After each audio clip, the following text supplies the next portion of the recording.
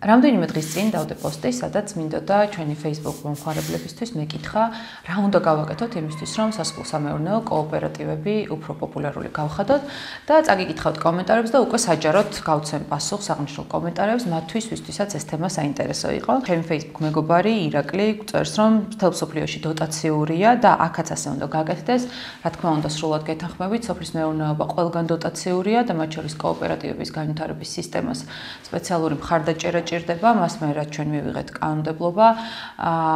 30 მილიონი რამდენიმე წლის მანძილზე დაიხარჯა იმისთვის, რომ შექმნილიყო კოოპერატივები და მათთვის გარკვეული ასე ვთქვათ ბაზისი მიგვეცა, თუმცა სამწუხაროდ დღეს რეგისტრირებული 800 კოოპერატივიდან ალბათ რეალურად მოქმედი და ძლიერი შეიძლება 200-მდეც არ იყოს, შესაბამისად ჩვენ მოვახდინეთ კანონმდებლობის გაუმჯობესება და რა თქმა უნდა ეხლა უკვე განსაკუთრებული აქცენტი უნდა გაკეთდეს პროგრამულ ნაწილზე. შემდეგი